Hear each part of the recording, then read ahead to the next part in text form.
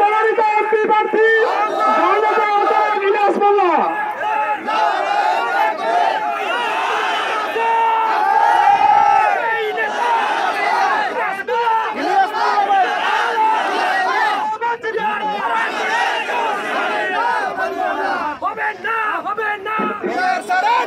আউযু বিল্লাহি মিনাশ শাইতানির রাজীম। বিসমিল্লাহির রহমানির রহিম।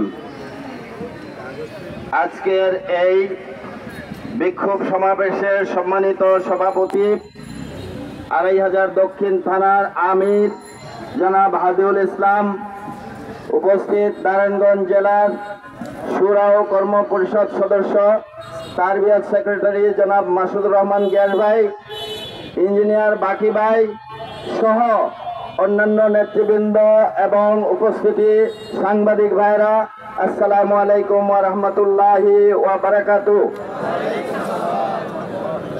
আপনারা জেনেছেন আমরা ৫ দফার দাবিতে আজকে এই বিক্ষোভ মিছিলে শামিল হয়েছি। আমাদের মোহতারাম সভাপতি ৫ দফা দাবি কি কি পরিষ্কারভাবে আপনাদের সামনে তুলে ধরেছেন। আপনারা জানেন ১৯৭১ সনের পূর্বে পাকিস্তান স্বৈরাচারের বিরুদ্ধে সশস্ত্র যুদ্ধের মাধ্যমে লাখো শহীদের বিনিময়ে অর্জিত এই বাংলাদেশে যে সরকার গঠিত হয়েছিল তারা স্বৈরাচারের প্রমাণ রেখে গিয়েছিল এবং এইভাবে যতটি সরকার এসেছিল নির্বাচনের মাধ্যমে কখনো কখনো প্রহসন হয়েছে। ওই সরকারগুলির মধ্যে বিরোধী মত দলনের জন্য তারা বহু লোককে প্রাণ দিতে হয়েছে। আমরা কি চাই আবারও ৭১-এর সেই ইয়ের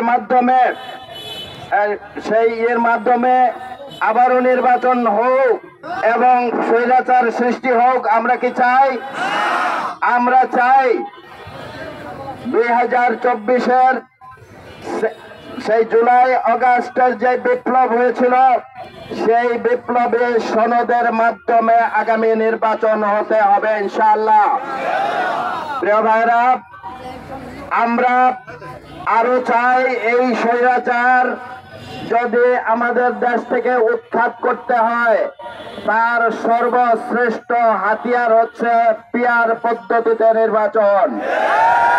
পিয়ার পদ্ধতিতে নির্বাচন হলে এই দেশে যেমন আগামী দিনে স্বৈরাচার হবে না কখনো, সঙ্গে সঙ্গে এই দেশ উন্নয়নের সোপানে পরিণত হবে ইনশাআল্লাহ। কোন চোর সৃষ্টি হবে না। আমরা চাই এই দেশকে যারা ধ্বংস করেছে, যেই স্বৈরাচার পালিয়ে গেছে তাদের সঠিক বিচার হোক। কি বলেন? এরপরে আমরা যেটা চাই, এই দেশে যারা এই স্বৈরাচার সৃষ্টির সবচেয়ে বড় হাতিয়ার সেই জাতীয় পার্টি এবং ১৪ দল নামে গণশত্রু, এদেরকে অবশ্যই নিষিদ্ধ করতে হবে। আর এই দেশে অতীতে যেই নির্বাচন হয়েছে, অন্ধকারে রাতে নির্বাচন হয়েছে, দামি নির্বাচন হয়েছে, সূক্ষ্ম কারচুপি, স্থূল কারচুপি যা নির্বাচন হয়েছে, আমরা আর সেই ধরনের নির্বাচন দেখতে চাই না।